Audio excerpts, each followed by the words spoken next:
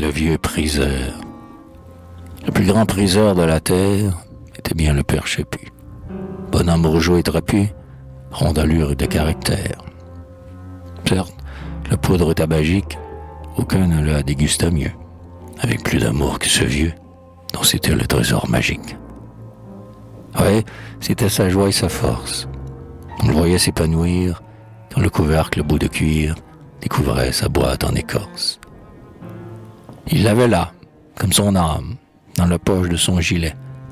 Il disait, quand il en parlait, « Plutôt que d'elle, je me passerais de ma femme. » Pour son vieux nez, sa large prise, qu'il aspirait jusqu'au cerveau, avait l'attrait toujours nouveau, était sans cesse une surprise. Ayant ouvert sa tabatière, coudant les doigts, dans les deux bouts, il tapotait à petits coups pour dégrumelles la poussière. Puis, entre l'index et le pouce, il pinçait dans un plongement sa prise que, dévotement, il lui reniflotait, lente et douce. Un éclair de béatitude, parcourant alors tous ses traits, faisait rire ses yeux distraits, illuminait sa face rude. « Hein, chez vous l'habitude est forte, dis-je, un jour, au père Chaput. Comment ça vous est-il venu? » Et le vieux parla de la sorte. Jeune, j'étais pourtant pas tout bête, mais faut croire que c'est un sort. Je ne faisais que penser à la mort. J'avais mon cercueil dans la tête. Dans les champs, on les métairie, tout seul, comme avec d'autres garçons, tel qu'une fièvre qui arrive en frisson, subitement me prenait cette songerie. J'avais beau travailler plus ferme, chanter fort, me donner du mouvement. J'étais mangé par mon tourment, le jour, la nuit, j'en avais pas de terme. Et puis, sans que je boive, sur ma vue, il y avait comme les brouillards du vin. Sans être sourd, j'entendais pas fin, et j'avais la langue retenue. Je fumais ben comme ça, quelques pipettes, mais ce tabac-là ne valait rien. C'est tellement qu'il me faisait pas de bien, qu'il me rendait malade et pompette. Là, prenant mes bottes un dimanche, je m'en fus trouvé dans sa forêt, un charbonnier qui soignait le secret. Un grand homme noir à barbe blanche. Je lui racontais toute mon histoire. Et ces paroles telles de ce jour-là, il y a pourtant 30 ans de ça, les v'là.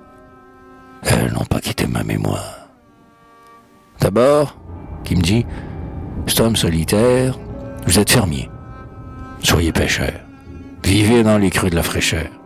Et fouillez l'onde au lieu de la terre. À ce métier-là, moi, je le devine, vous deviendrez plus astucieux. C'est la nuit qui fait les bons yeux, et le silence qui rend l'oreille fine. Quant à votre parole paresseuse, tant mieux pour vous, vous risquez moins de vous compromettre devant témoins. La langue est toujours trop causeuse. Maintenant, voulez-vous une âme rentière, de la plus parfaite tranquillité? Devenez un priseur entêté, un maniaque de la tabatière. Avec ça, vous ne serez plus sensible à toutes ces peurs de trépasser. Vous attendrez, pour y penser, que votre jour soit venu, le plus tard possible. Dame, dès le lendemain, il n'y eut pas de méprise. Le pêcheur emplaçait le bouvier. Je traquais la bêche pour l'épervier, et la fumade contre la prise. D'abord, j'aimais pas trop la chose. J'en fus curieux petit à petit.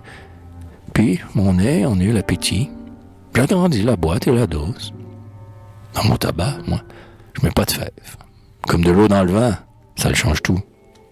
Je le veux net, qu'il ait son vrai goût. Et tout au parfum, ça y enlève. Ah ouais, cette habitude-là m'attache. Pour ma prise, je conviens que mon nez en a les dessous tout goudronné, on dirait, des fois, une moustache. C'est pas la propreté suprême, ben, on se mouche mieux plus souvent. Et puis, la pluie et le vent vous rendent bien ragoûtant quand même. Elles sont aussi jointes qu'elles sont grosses, mais que drap. Dans leur profondeur, le tabac tient frais, garde son odeur, tel que dit le monde dans des fosses. Mais moi seul appris à le faire. Quelques petits clous, tapissier, un bout de pleure, de bons cerisier, deux de bois blanc, un cuir, feront l'affaire. J'en fabrique pour d'autres. Quand le vent rêche empêche tout le gros poisson de mouvet, je m'amuse à les enjoliver. Pendant ce temps-là, l'épervier sèche. Le sorcier m'avait pas dit de mensonge. Je prends mon aise en vivant bien. J'aime tel qu'il est, le temps comme il vient. Et la paix des choses fait mes songes. Ouais, sauf les affaires de la pêche. Pour que mon esprit combine des coups, j'aurai aussi doucement que les cailloux quand ils sont léchés par l'eau fraîche. Certaines fois que ma besogne est confuse, j'en ai une qui me donne un conseil, désengourdi, me tient en éveil, il me fournit du cœur et de la ruse. Comme aussi, lorsque je fais une pause, sur quelques rochers gris pour fauteuil, et de bonne prise me met mieux à l'œil le feuillage qui tremble ou qui repose. Et puis, vous parlez, pour mon âge, que je suis encore subtil et retard. Sans soleil, je vois le poisson qui dort, j'entendrai une grenouille qui nage. Ma foi, je suis le plus heureux des hommes. Je rôde tranquille au fond de mes vallons, au bord de l'eau, sous le ciel. Allons, vite une prise pendant que nous y sommes. Parce que quand ma vie est la vôtre, mais je vous parle très pas, c'est trop fort. Conte de petit revenez-y de la mort. Attendez, je vais en prendre une autre. Ceci lu, un priseur tirant sa tabatière, se dira, on sent quelques mois. Ô prise, que n'as-tu le même effet chez moi? Contre la peur du cimetière,